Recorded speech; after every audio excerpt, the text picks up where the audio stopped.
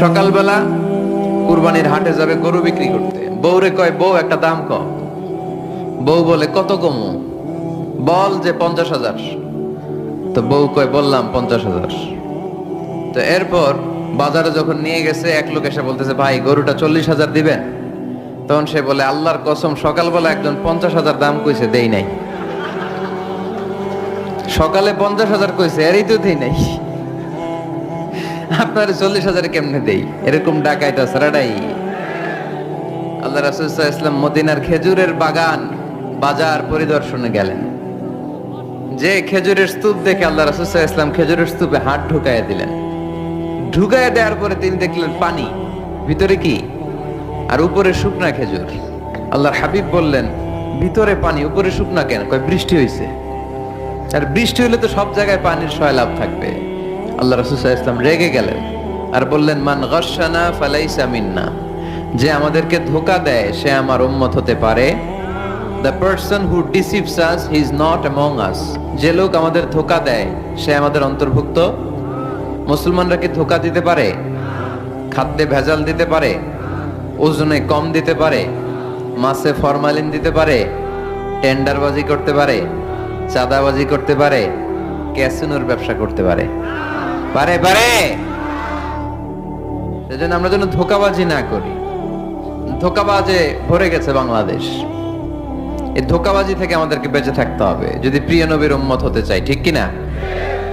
তাহলে আল্লাহ তাআলার কাছে সবচেয়ে প্রিয় জায়গার নাম সবাই বলেন, আর সবচেয়ে অপছন্দনীয় জায়গার নাম বাজার। হাদিসটা সহিহ বুখারীতে এসেছে। এমন বাজার যেখানে মদের আড্ডাখানা, যেখানে ক্যাসিনোর ব্যবসা, হারাম ব্যবসা, ওইটা আল্লাহর কাছে অপছন্দনীয়। আল্লাহর হাবিব সাল্লাল্লাহু আলাইহি ওয়াসাল্লামের একটা অভ্যাস ছিল, তিনি কোনো এলাকায় গেলেই প্রথমে একটা মসজিদ বানায় ফেলতেন।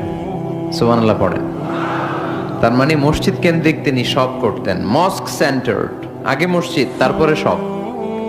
যেমন তিনি মক্কা থেকে যখন মদিনায় হিজরতে আসবেন, মদিনায় ঢোকার আগে কোবা নামক একটা এলাকায় তিনি কয়েক সপ্তাহ ছিলেন। ওখানে এই 2 সপ্তাহের ব্যবধানে একটা মসজিদ বানায় ফেলছেন, মসজিদে কোবা। মসজিদের নাম কি? প্রতি শনিবারে তিনি মসজিদে কোবায় যেতেন, ওখানে যে সালাত পড়তেন। এবং আল্লাহর হাবিব বলেছেন কেউ যদি, আপনারা যখন মদিনা শরীফে যাবেন, শনিবারে যদি কেউ সকালবেলা আপনারা যে কোবা মসজিদে যে অজু করে, ঘর থেকে অজু করে যে 2 রাকাত সালাত পড়েন, তাহলে উমরা করলে, একটা মাকবুল উমরা করলে যেই সওয়াব, ওই সওয়াব আল্লাহ আমলনামায় দিয়ে দিবেন। কোবা থেকে তিনি মাইগ্রেট করলেন মদিনায়। মদিনাতে যেও তিনি একটা মসজিদ প্রতিষ্ঠা করলেন। মসজিদটার নাম সবাই বলেন, মসজিদে নববী। আল্লাহ রাসূল সাল্লাল্লাহু আলাইহি ওয়াসাল্লাম খুব চমৎকার লোকেশন বাছাই করতে পারতেন। লোকেশন তিনি দেখলেন কোথায় করলে ভালো হয়, কোথায় কোথায় কোথায়। খুঁজতে খুঁজতে এমন জায়গাটা পছন্দ হলো, সেখানে ছিল পুরাতন খেজুরের বাগান, ধ্বংসাবশেষ, আর ছিল মুশরিকদের কবর। আল্লাহর হাবিব বললেন মুশরিকদের কবরগুলোরে হাড্ডি আর কঙ্কাল সহ উঠায় ফেলো, উঠে আরেক জায়গায় দাফন করো। সুবহানাল্লাহ পড়েন। খেজুর গাছগুলো কেটে সমান করো, ধ্বংসাবশেষ ভেঙে মাটির সাথে গুড়িয়ে দাও, এখানে হবে আমার মসজিদ। স্থাপিত হলো মসজিদে নববী। সুবহানাল্লাহ পড়েন। এখানেই 10 বছর বিষ্ণু সাল্লাল্লাহু আলাইহি ওয়াসাল্লাম ইমাম ছিলেন, খতিব ছিলেন। এজন্য যারা ইমাম, যারা খতিব, তাদের অনেক দায়িত্ব। তারা বিষ্ণু ইসলামের রেখে যাওয়া দায়িত্ব পালন করছে। আল্লাহর হাবিবের যে চাকরি ছিল, ইমাম সাহেবদের একই চাকরি। আল্লাহর হাবিবের যে দায়িত্ব ছিল, ইমাম সাহেবদের একই দায়িত্ব, কিন্তু তাদের বেতনটা বড্ড কম এদেশে, তাই না? আহা, সামান্য কিছু বেতন দিয়ে ইমাম মুয়াজ্জিনদেরকে আমরা রাখি, এটা ঠিক না। এজন্য টাঙ্গাইলবাসীদেরকে আমি প্রথম যে মেসেজটা দিতে চাই, ইমাম মুয়াজ্জিন আর খাদেমদের বেতন বাড়ায় দেন। আপনার বেতন বাড়ায় দিবে কে? সভাপতি সাহেব, সেক্রেটারি সাহেব, ক্যাশিয়ার সাহেব, বেতন বাড়ান, ওনাদের বেতন বাড়ায় দেন। আপনাদের জীবনে বরকত দিবে কে? ইমাম মানি নেতা। ইমাম মানি কি? নেতার সাথে যদি আমরা খারাপ আচরণ করি, এটা আমাদের জাতির জন্য কখনোই কোনোভাবে কল্যাণকর হতে পারে না। আল্লাহর হাবিব সাল্লাল্লাহু আলাইহি ওয়াসাল্লাম নিজ হাতে মসজিদ তৈরি করলেন। আমাদের মতো টাইলস আর এয়ার কন্ডিশনের মসজিদ, মসজিদে নববী না, এরকম ছিল না, বালুর ফ্লোর। কিসের ফ্লোর? ছাদ ছিল খেজুর পাতার ছাউনি। বৃষ্টি হলে ওই বালুর মধ্যে কাদামাটি হয়ে যেত, আর ওই কাদামাটিতেই দাঁড়িয়ে নামাজ পড়তেন মুহাম্মদ সাল্লাল্লাহু আলাইহি ওয়াসাল্লাম। সাহাবারা বলতেন, আল্লাহর হাবিব যখন নামাজ পড়ে আমাদের দিকে তাকাতেন, রাআইতু আসারা তিনি ফি জাবহাতিহি, আমরা রাসূলের নাকে এবং কপালে দেখতাম কাদার মাটি মিশে আছে। আল্লাহর হাবিব যখন মুসল্লিদের দিকে তাকাতেন, দেখতেন প্রতিটা মুসল্লি সাহাবীর নাকে আর কপালে কাদার মাটি মিশে আছে। তার মানে আমার নবীর বানানো মসজিদ ছিল কাঁচা, কিন্তু মুসল্লি ছিল পাকা। আমাদের মসজিদগুলো পাকা, কিন্তু মুসল্লিরা কাঁচা। পাকা মুসল্লি হইতে হবে, মসজিদকে আবাদ করতে হবে। কি করতে হবে? আওয়াজ করে বলেন, কি করতে হবে? আমরা মিলে, সবাই মিলে যেন মসজিদকে আবাদ করি, আমরা যেন মসজিদ নির্মাণ করি, সবাই যেন মসজিদ আবাদে অংশগ্রহণ করে। এজন্য আল্লাহ বললেন, ইন্নামা ইয়া'মুরু মাসাজিদাল্লাহি মান আমানা বিল্লাহি ওয়াল ইয়াউমিল আখির ওয়া আকামাস সালাতা ওয়া আতাজ যাকাতা ওয়া লাম ইয়াখশা ইল্লাল্লাহ فعسى أولئك أن يكونوا من المهتدين। সুবহান আল্লাহ পড়েন। নিশ্চয়ই মসজিদ আবাদ করে তারা যারা আল্লাহ বিশ্বাস করে, আখিরাতে বিশ্বাস করে, সালাত কায়েম করে, যাকাত আদায় করে, আল্লাহ ছাড়া কাউরে ভয় পায় না। এই পাঁচটা কাজ যারা দুনিয়ার বুকে করে, তারাই হলো আল্লাহর জমিনে মসজিদের আবাদকারী। ঠিক কি না? ফাআসা উলাইকা ইয়াকুনু মিনাল মুহতাদিন। আশা করা যায় এরাই হলো হেদায়েত প্রাপ্তদের অন্তর্ভুক্ত। সুবহানাল্লাহ পড়েন। এদের কাছে আল্লাহর হেদায়েত আছে। পাঁচটা গুণ আর কোয়ালিটিস থাকবে যারা মসজিদের আবাদ করবে। এক নাম্বার গুণ, মসজিদের আবাদকারী যারা হবে তারা বিশ্বাস করবে একজনকে, তিনি কে। আবার তাদের দুই নাম্বার গুণ, তারা আখিরাতে বিশ্বাস করবে। মসজিদ যারা আবাদ করবে তাদের তিন নাম্বার গুণ, তারা মসজিদে যে জামাতে সালাত আদায় করবে। ঠিক কিনা? মসজিদ আবাদ করে কিন্তু মসজিদে যায় না, এরকম আছে না নাই? মসজিদের সভাপতি যায় না মসজিদে, সেক্রেটারি যায় না, ক্যাশিয়ার যায় না, আছে না নাই? তো এটা কি আবাদ করলেন আপনি? আপনি সভাপতি, আপনার তো আরো আগে যাওয়া দরকার। যাবেন মসজিদে, আপনি সেক্রেটারি, আপনি যাবেন মসজিদে, যাবেন যে নামাজ পড়বেন। আপনি ক্যাশিয়ার, কোষাধ্যক্ষ, যান না কেন আপনি মসজিদে? আপনি যদি মসজিদ আবাদকারী হতে চান, রব্বে কারিমের খাতায় মসজিদ আবাদকারীদের সাথে নিজের নামটা টুকে নিতে চান, তাহলে মসজিদে যান। ঠিক কি না? এজন্য আল্লাহ বললেন, মসজিদ আবাদকারী তারা যারা আল্লাহর উপর ঈমান আনে, আখিরাতের প্রতি ঈমান আনে, তারা মসজিদে যায়। মসজিদে যে সালাত কায়েম করে। কি করে? সালাত কায়েম করো, হো সালাত কায়েম করো, হবে সম্মানী তুমি, হবে জান্নাতি তুমি, হবে সম্মানী তুমি, হবে জান্নাতি তুমি। দিবে কাল হাসরে শীতল ছায়া আরশে আজিম, রব্বিয়াল আলা রব্বিয়াল আযীম, রব্বিয়াল আলা রব্বিয়াল আযীম। সুবহানাল্লাহ পড়েন। আউয়ালু মা ইউহাসাবু বিহিল আবদু ইয়াউমাল কিয়ামাতি আস-সালাহ। কিয়ামতের দিন সর্বপ্রথম যে জিনিসটার হিসাব আল্লাহ নেবেন সেটা কি? সালাত। কুরবানির গোশতের সাথে যেটা খায়, তাই না? সালাত মানে নামাজ।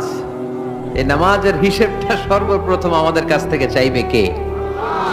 আপনার আমলনামার এই হিসেব যদি আপনার জন্য কিয়ামতের দিন সহজ হয়ে যায়, পুরো আমলনামাটারে সহজ করে দিবে কে? আর এই সালাতের হিসাবে যদি গন্ডগোল লাগে, সব গন্ডগোল লাগায় দিবে কে? এজন্য আল্লাহ বললেন, মসজিদের আবাদকারী তারা যারা আমার উপরে বিশ্বাস রাখে, আখিরাতে বিশ্বাস রাখে, সালাত কায়েম করে, যাকাত আদায় করে, আল্লাহ ছাড়া কাউকে তারা ভয় পায় না। ওয়ালাম ইয়াখশা ইল্লাল্লাহ, আল্লাহ ছাড়া কাউকে তারা ভয় পায় না। তাদের হৃদয়ে ভয় থাকে একজনের, তিনি কে? ফাআসা উলাইকা ইয়াকুনু মিনাল মুহতাদিন। আশা করা যায় তারাই হেদায়েত প্রাপ্তদের অন্তর্ভুক্ত। ঠিক কি না? কথাটা কার? এখন আমরা মসজিদের আবাদকারী হতে চাই কি চাই না?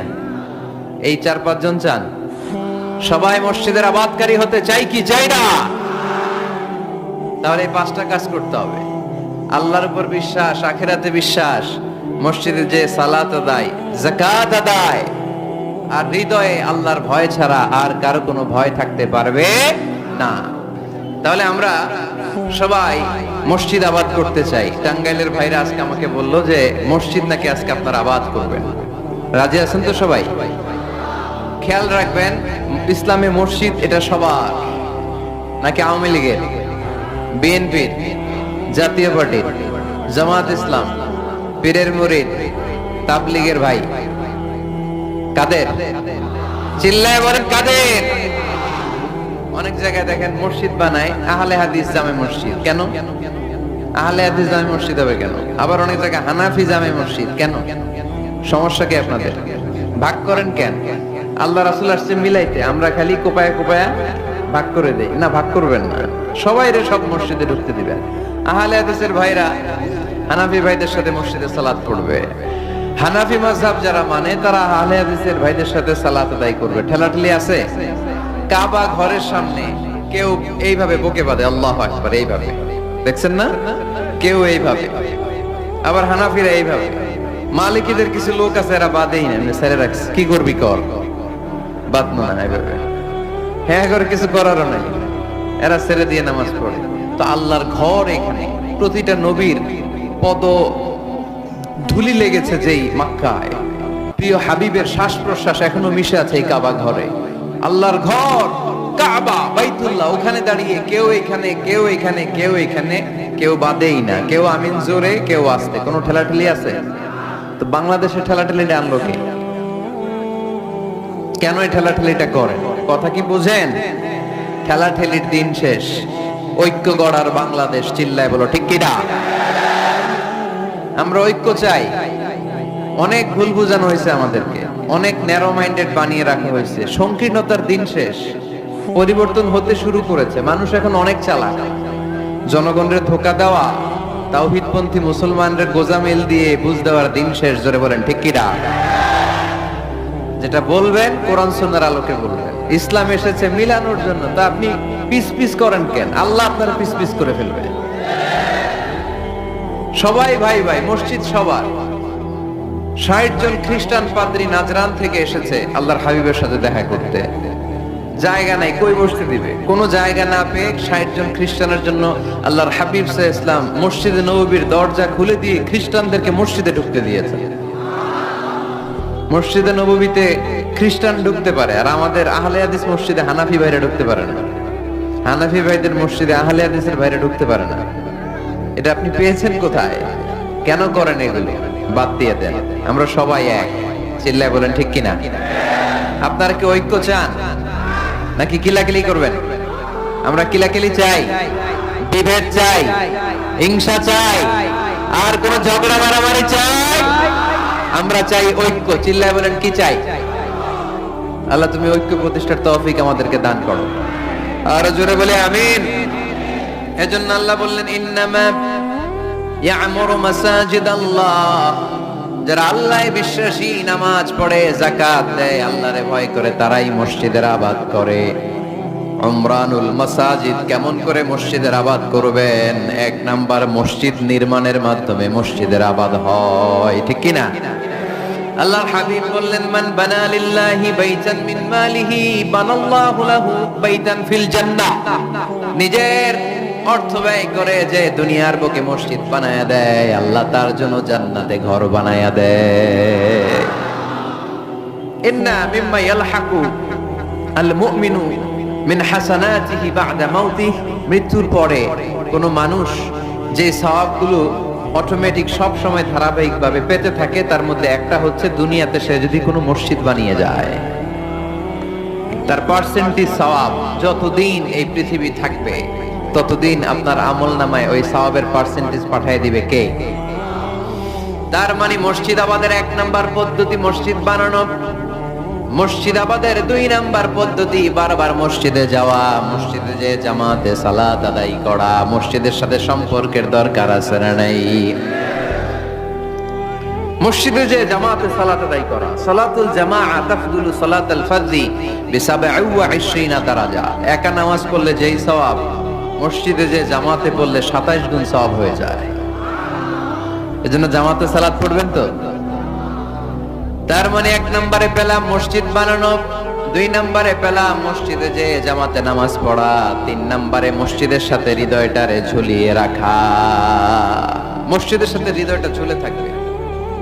7 শ্রেণীর ব্যক্তিকে আল্লাহ তাআলা কিয়ামতের দিন আরশের নিচে ছায়া দিবে। এর মধ্যে 1 শ্রেণীর ব্যক্তি ওই ব্যক্তি যে ব্যক্তির হৃদয়টা সবসময় মসজিদের সাথে ঝুলে থাকে, লেগে থাকে। জোহরের নামাজ পড়ে খালি টেনশন, কিরে আসরের সময় কখন হবে। আসর পরে চিন্তা করে মাগরিবে আমি কই থাকবো, তখন মসজিদ থাকবে কই, নামাজটা হবে কিনা। মাগরিব পড়ার পরে একটাই চিন্তা, ঘুমের আগে এশাটা যেন ঠিক মতো হয়, ঠিক কিনা। এরকম মুসল্লি আছে না নাই? আল্লাহর হাবিব বললেন, যারা সব সময় হৃদয়টারে মসজিদের সাথে এইভাবে লাগিয়ে রাখে, আরশের নিচে তাদেরকে সেদিন ছায়া দিবে কে? আল্লাহর আরশের ছায়া ছাড়া ওই দিন আর কোনো ছায়া থাকবে নাকি? আকাশের সূর্য মাথার কাছে নেমে আসবে, জমিনটারে তামার জমিন বানিয়ে দেওয়া হবে। জিহ্বাটা তৃষ্ণার চোটে বের হয়ে নাভি পর্যন্ত কুকুরের মতো ঝুলতে থাকবে। মানুষগুলো চিৎকার মারবে, কোনো ছায়া নাই আরশের ছায়া ছাড়া। ওই আরশের ছায়ার নিচে ওই ব্যক্তিকে আল্লাহ ছায়া দিবেন যার হৃদয়টা মসজিদের সাথে লেগে থাকে, সবসময় মসজিদের সাথে মনটা পড়ে থাকে। এরকম আছে না নাই? মসজিদে বারবার যেতে চায়। মসজিদে যাওয়ার জন্য যতগুলো কদম ফেলবেন, প্রতিটা কদমে আপনার মর্যাদা 1 স্ট্যাটাস 1 তলা বাড়ায় দেয় কে? গুনাহগুলো মাফ করে দেয় কে? আবার মসজিদে যদি কোনো দিনই হালাকায় বসেন, আল্লাহর রহমত চারদিক থেকে আপনারে বেষ্টন করে ফেলে। আল্লাহর ফেরেশতারা আপনাদের জন্য দোয়া করতে থাকে। তাহলে মসজিদ আবাদের 1 নাম্বার নমুনা হলো মসজিদ বানানো। মসজিদকে আবাদ করার 2 নাম্বার নমুনা হলো মসজিদে জামাতের সাথে সালাত আদায় করা। মসজিদ আবাদের 3 নাম্বার নমুনা হলো হৃদয়টা মসজিদের সাথে ঝুলিয়ে রাখা। মসজিদ আবাদের 4 নাম্বার নমুনা হলো নিজ হাতে মসজিদকে পরিষ্কার পরিচ্ছন্ন রাখা। মসজিদ ঝাড়ু দিচ্ছেন কে কে? দেখি হাত তোলেন। প্রত্যেকদিন দেন? আলহামদুলিল্লাহ, আলহামদুলিল্লাহ। এটা সাইয়েদনা ইব্রাহিম আলাইহিস সালাম আর ইসমাঈল আলাইহিস সালামের ডিউটি ছিল। ডিউটিটা দিছিল কে? চিল্লায় বলেন কে? আল্লাহ বললেন, তাহিরা বাইতিয়া লিত-তাইফিনা ওয়াল আকিফিনা ওয়ার রুকআইস সুজুদ। মসজিদেরি ঝাড়ু বারদার ও কামারে হাত, শোনো আমারে মুনাজাত। পড়েন, শোনো শোনো ইয়া ইলাহি আমারে মুনাজাত, শোনো আমারে মুনাজাত। পড়েন আমিন। খাদেম ঝাড়ু দিল কিনা, মসজিদের ফ্লোর মুছলো কিনা, মুয়াজ্জিন হুজুর মসজিদ ঝাড়ু দিল কিনা, মসজিদে বালু আছে কিনা, সবাই যে চেক করে। দায়িত্ব কি শুধু খাদেমের আর মুয়াজ্জিনের কাঁধের উপরে নাকি আমাদের কাঁধেও মসজিদ পরিচ্ছন্ন রাখার দায়িত্ব আছে? রাডাই 2 জন নবীকে আল্লাহ বললেন, সাইয়েদনা ইব্রাহিম যাকে উপাধি দিয়েছেন আল্লাহ খলিল, আমার মসজিদ পরিষ্কার করো, বাপ বেটা মিলে ঝাড়ু দাও। সাইয়েদনা ইসমাঈল ইব্রাহিম মসজিদ ঝাড়ু দিতে পারলে আপনি কোন লাট সাহেব হয়েছেন? কি হয়ে গেছেন আপনি? মনে জ্বালা যন্ত্রণা, ঘরে মারামারি, শান্তি নাই, মসজিদে চলে যান, মসজিদ মুছে দেন, একটু ঝাড়ু দিয়ে দেন, আপনার ঘরের সব অশান্তিরে শান্তি বানায় দিবে কে? মনের জ্বালা যন্ত্রণা দূর করে দিবে কে? এই জন্য হৃদয়ে যদি কষ্ট থাকে, জ্বালা যন্ত্রণা থাকে, অসুখ থাকে, অশান্তি থাকে, মসজিদে যান, মসজিদটা ঝাড়ু দেন, এতিমের মাথায় হাত বুলায় দেন, হৃদয়টারে প্রশান্ত করে দিবে কে? তাহলে এই কাজগুলো করার মাধ্যমে আমরা মসজিদ আবাদ করবো। রাজি আছেন? আপনাদের টাঙ্গাইল জেলায় সবচেয়ে বড় মসজিদ কোনটা?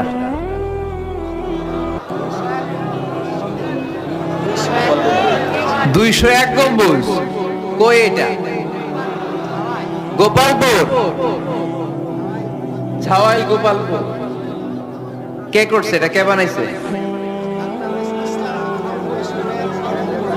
ও, ইসলামিক ফাউন্ডেশনের কর্মকর্তা রফিকুল ইসলাম। কি করে? বেঁচে আছে? আজকের এই মাহফিলের পক্ষ থেকে ওনাকে জানাই সশ্রদ্ধ সালাম। যাবো ইনশাআল্লাহ। তো এরকম ভালো ভালো মসজিদ, সুন্দর মসজিদ বাংলাদেশে হোক, আমরা চাই না? সবাই চান। তো চাই, আওয়াজটা এতটুকু। এরকম সুন্দর মসজিদ এদেশে আরো নির্মিত হোক, চাই কি চাই না? মসজিদে আমরা যাব, মসজিদ আমরা আবাদ করবো। মসজিদ নিয়ে আজকে অনেক কথা আছে, কেউ উঠবেন না।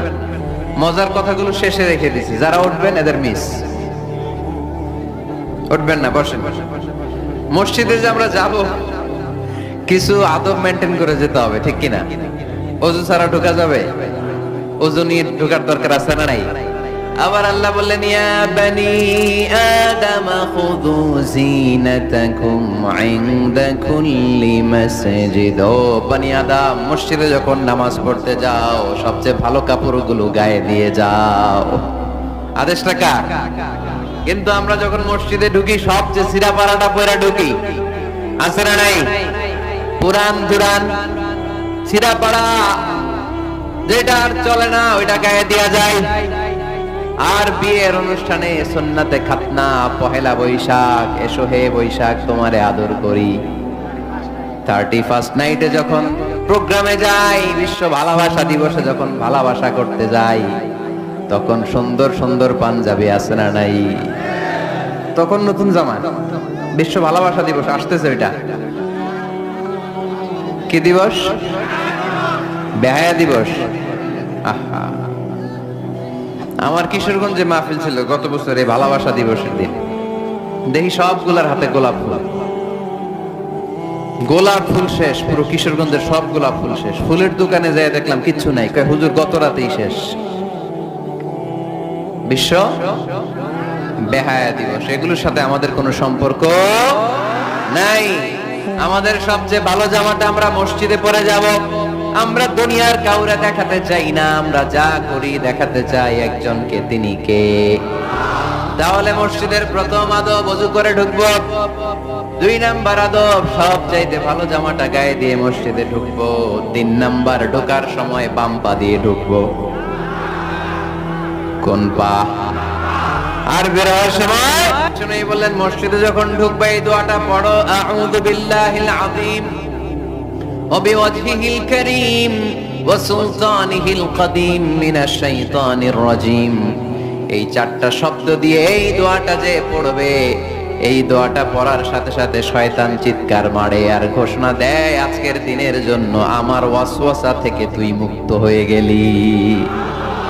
আফসোস করে শয়তান বলে, তোরে তো আর কিছু করা গেল না, তোর উপরে আর কোনো খবরদারি নাই, আজকে সারা দিনের জন্য তোর রবের কাছ থেকে তুই প্রোটেকশন পেয়ে গেলি। আজকে শেষ, কালকে ধরবো তরে, কালকে ধরবো, আজকে শেষ। এই জন্য এই দোয়াটা পড়বেন, আউযু বিল্লাহিল আযীম ওয়া বিওয়াজহিল কারীম ওয়া সুলতানিহিল কাদীম মিনাশ শাইতানির রাজীম। এই রেকর্ড হইতেছে ইউটিউবে, শুনে নিন, এটা পড়বেন। এরপরে নবীর একটা সালাম দিবেন, আসসালামু আলাইকা আইয়ুহান নবী ওয়া রাহমাতুল্লাহি ওয়া বারাকাতুহু। তারপরে ডান পা দিয়ে ঢুকবো আমরা। মসজিদে ঢোকার সময় কোন পা?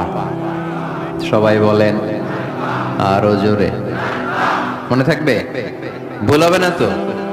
আর ডান পা দিয়ে পড়বো, আল্লাহুম্মা ইফতাহলি আবওয়াবা রাহমাতিক। ও আল্লাহ, তোমার রহমতের দরজা আমার জন্য খুলে দাও। পড়েন আমিন। আর যখন বের হব তখন বাম পা দিয়ে বের হবো। কোন পা? সবাই বলেন, মনে থাকবে? ছেলে মেয়েদেরকে শিখানো যাবে? বাচ্চারা কি শিখাবেন? ঢোকার সময়, বের হওয়ার সময়, ঢোকার সময়, বের হওয়ার সময়। আর বের হওয়ার সময় পড়ব, আল্লাহুম্মা ইন্নী আসআলুকা মিন ফাদলিক। আল্লাহ, আমি আপনার কাছে ফদল চাই। ঢোকার সময় রহমত চাই, বের হওয়ার সময় ফদল। ফদল মানে রিজিক। রিজিক কি মসজিদে থাকে না মসজিদের বাইরে? এজন্য আল্লাহ বলেন, ফাইদা কুদিয়াতিস সালাতু ফান্তাশিরু ফিল আরদি ওয়াবতাগু মিন ফাদলিল্লাহ ওয়াযকুরুল্লাহা কাসীরান লাআল্লাকুম তুফলিহুন। যখন সালাত শেষ হয়ে যায়, জমিনের মধ্যে ছড়িয়ে পড়ো, জমিনে কাজ কর্ম শুরু করে দাও, কর্মচাঞ্চল্যতা দিয়ে জমিনটাকে ভরে তোলো, আর আল্লাহর কাছে ফদল চাও, রিজিক চাও, রিজিকের মালিককে। তাহলে মসজিদে কি পাওয়া যায়? রহমত। ওই একজন কয় রিজিক না, রহমত। মসজিদে কি পাওয়া যায়? সবাই বলেন, এটাকে ক্লাস মনে করবেন, তাহলে খেয়াল থাকবে। মসজিদের ভিতরে কি পাওয়া যায়? আর বাইরে পাওয়া যায় রিজিক। চিল্লায় বলেন, বাইরে কি পাওয়া যায়? এজন্য ঢোকার সময় রহমত চাবো, বের হওয়ার সময় রিজিক চাবো। ঢোকার সময় ডান পা, বের হওয়ার সময় মনে থাকবে। আর মসজিদে ঢুকেই 2 রাকাত, ঢুকেই 2 রাকাত। দুখুলুল মসজিদ, তাহিয়াতুল মসজিদ, তাহিয়াতুল উযু, যেই নাম দেন। ওযু করলেই, মসজিদে ঢুকলেই মনে থাকবে। বলে যাবেন তো আপনারা, খেয়াল থাকবে। মসজিদে ঢুকলেই 2 রাকাত পড়তেন বিশ্বনবী মুহাম্মদ সাল্লাল্লাহু। বিশ্বনবী জুমার খুতবা দিচ্ছেন, হঠাৎ এক সাহাবী খুতবা চলাকালীন সময়ে মসজিদে ঢুকেই বসে পড়লেন। বিশ্বনবী বললেন, দাঁড়াও। নিজের খুতবা বন্ধ করে দিয়ে সাহাবীরে বললেন, দাঁড়াও, 2 রাকাত পড়েছো নাকি? সাহাবী বলে, পড়ি নাই। বিশ্বনবী বললেন, তাড়াতাড়ি করে চটজলদি করে 2 রাকাত পড়ে নাও। খুতবা, জুমার খুতবা চলতেছে, খুতবা থামিয়ে দিয়ে খুতবার নিরবিচ্ছিন্নতাকে ভঙ্গ করে আল্লাহর হাবিব সাল্লাল্লাহু আলাইহি ওয়াসাল্লাম 2 রাকাত পড়তে বললেন। এটা খুবই জরুরি, পড়বেন, খুতবা চলাকালীনও পড়বেন। যদিও আমাদের দেশের অনেক জায়গায় এটার সুযোগ দেয় না, বলে যে লাল বাতি জ্বলন্ত অবস্থায় নামাজ পড়া নিষেধ। নিজেরা বানাইছে এই নিষেধ, তো পড়তে না দিলে বারান্দায় পড়ে। যেহেতু খুতবা শোনারও গুরুত্ব আছে, হানাফি মাযহাবে খুতবাটারে ওয়াজিব বলে, খুব গুরুত্ব দেয়। এজন্য বলে যে এটা বেশি গুরুত্বপূর্ণ ওই নামাজের চেয়ে। এটা হচ্ছে ওনাদের দলিল, কিন্তু ওই দলিলটা বেশি শক্তিশালী যে মসজিদে ঢুকেই 2 রাকাত পড়তে হয়, ঠিক কি না? এজন্য মসজিদে ঢুকেই আমরা 2 রাকাত পড়ব।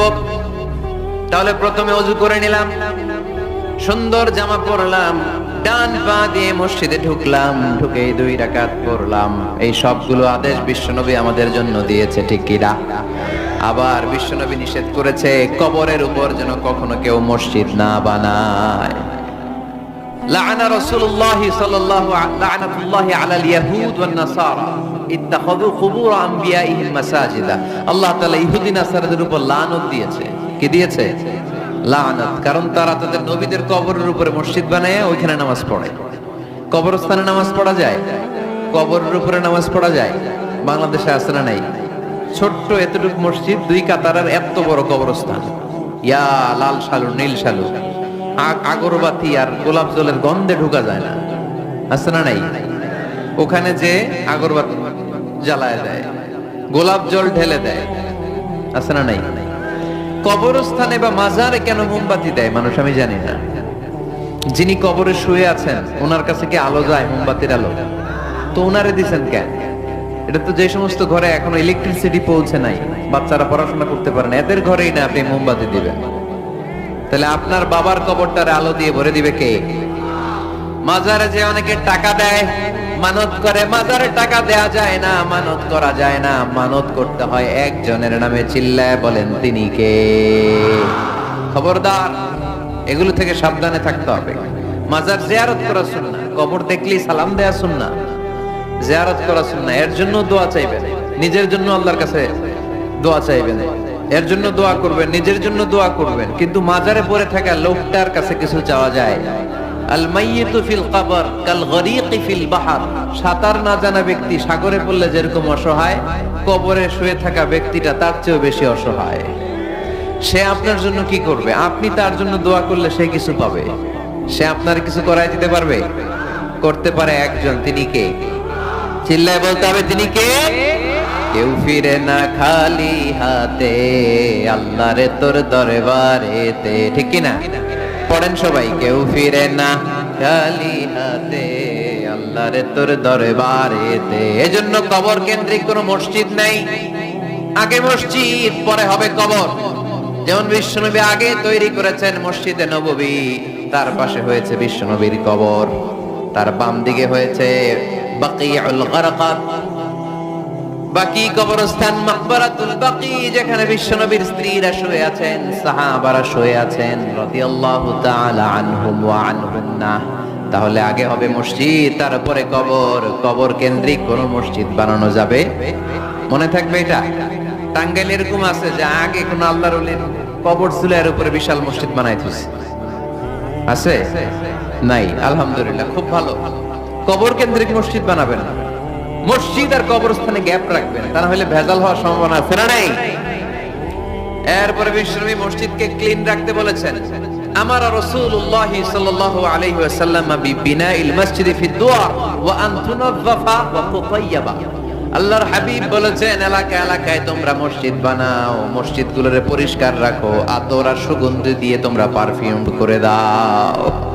মসজিদটারে সুগন্ধযুক্ত করে রাখবে, পারফিউম করে রাখবেন। আরব দেশে মসজিদে বাখুর জ্বালিয়ে দেয়, উদ জ্বালিয়ে দেয়। মসজিদে ঢুকলেই কলিজাটা ঠান্ডা হয়ে যায়, নামাজ পড়তে মনে চায়, কোনো দুর্গন্ধ নাই। এজন্য মসজিদ পরিচ্ছন্ন রাখার দরকার আছে না নাই?